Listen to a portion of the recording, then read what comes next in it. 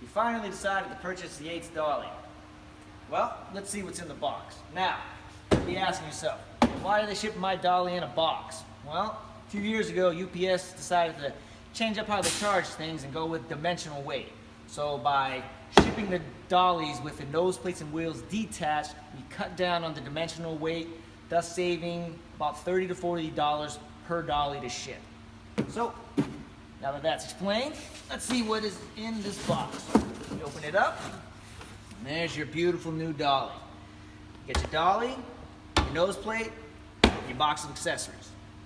So, we're going to remove the end protectors to keep the dolly from sliding around in the box.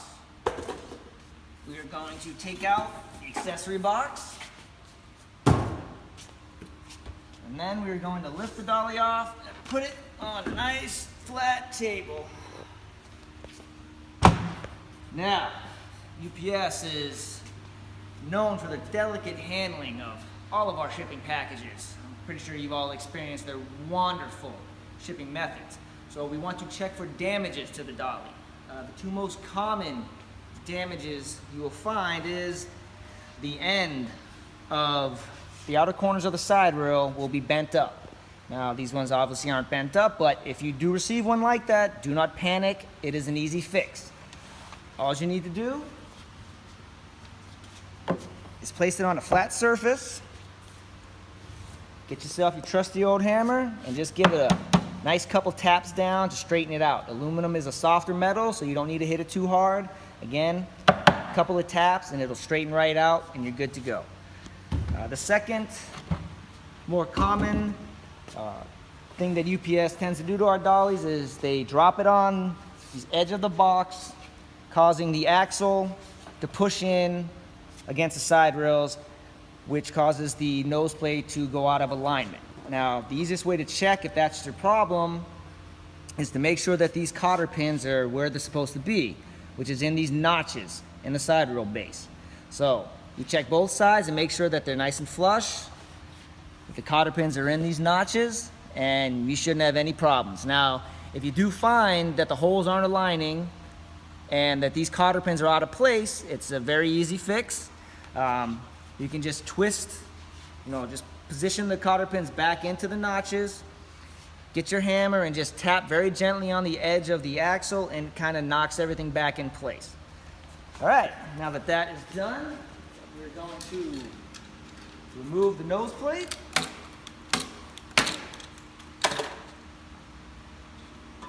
Set it over here on our table. We are going to see what is in the box.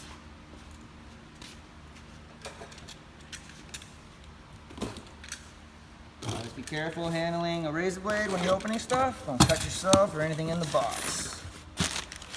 Now, you're going to get 2 wheels, a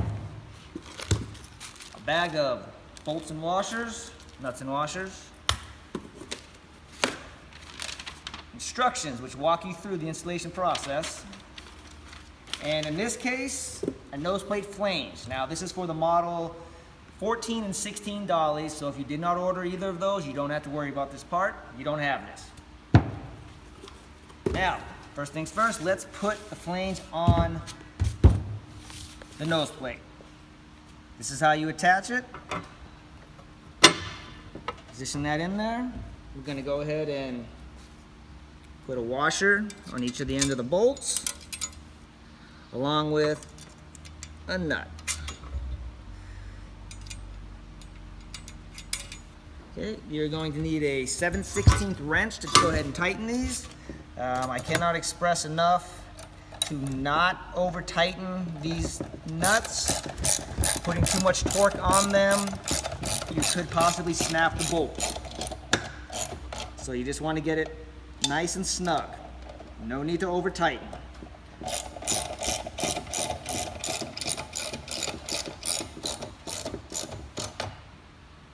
There we go. Nice. Simple. Okay, next we're going to come back to the dolly. I'm going to remove the strap and the padding. I'm going to go ahead and flip this. We want to keep this cardboard bracket in place until after we put the nose plate in. This kind of just prevents any shifting in the dolly and make sure that the bolts line up. Now in the bag for the 14 to 16, you're gonna have a small washer. We're going to put that over the bottom shaft there. And we're going to proceed to put the end of that shaft into the hole in the flange. Doing so, we are going to make sure all the bolts line up nice and easy. Give them a nice few taps there, and you can see everything lined up just fine. We're then going to flip the dolly over, setting it on the edge of the table. And we are going to now install the other bolts.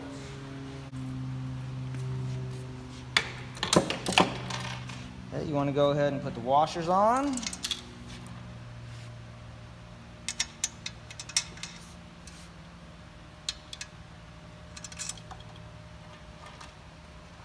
going to go ahead and put these on the other side. I'm going to start with the outside ones first.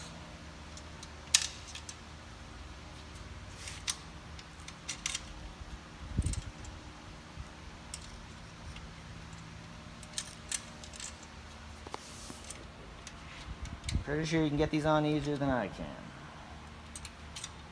All right. Same thing with these bolts. Do not over tighten these.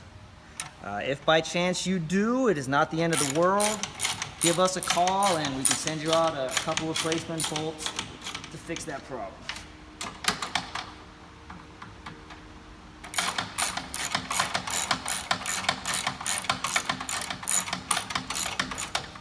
Again, just nice and snug, not too much.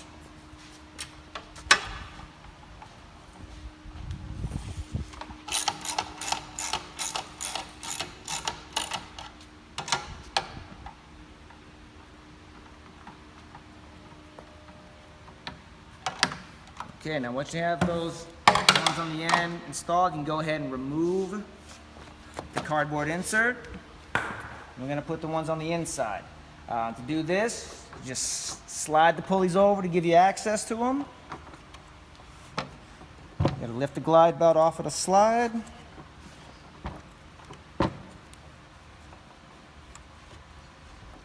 And there you can see them. To save time, I'm not going to install these, but you be sure to install the other washer and nuts on the edge of these so that you have nice security in holding that nose plate on. After you're done, go ahead and slide the pulleys back. And then next we're going to put the wheels on. Okay, now in each of the wheel bags you're going to find 2 washers and 1 small cotter pin. We're going to put a washer on the axle on the inside of the wheel. And I'm going to go ahead and install the wheel with the Zerk fitting on the outside. That is for greasing purposes. Every now and then, every few months, you're going to want to add grease to your bearing just to make sure that they don't get all squeaky on you. Now you can see that beautiful grease there that comes out of the bearing. I'm going to wipe that off the edge. You're going to place the second washer on the outside of the wheel and go ahead and slide that cotter pin in. And let's go ahead and put it on the other side. Wipe that excess grease off. The other washer. And the cotter pin. Now I'm using some wire cutters here to go ahead and bend these cotter pins. You can use needle nose pliers, whatever tool you have handy. We're just going to pinch the end of it, the longer end, and just bend it upwards. Not a lot, just enough to keep that cotter pin from sliding out. I'm going to do that on both sides.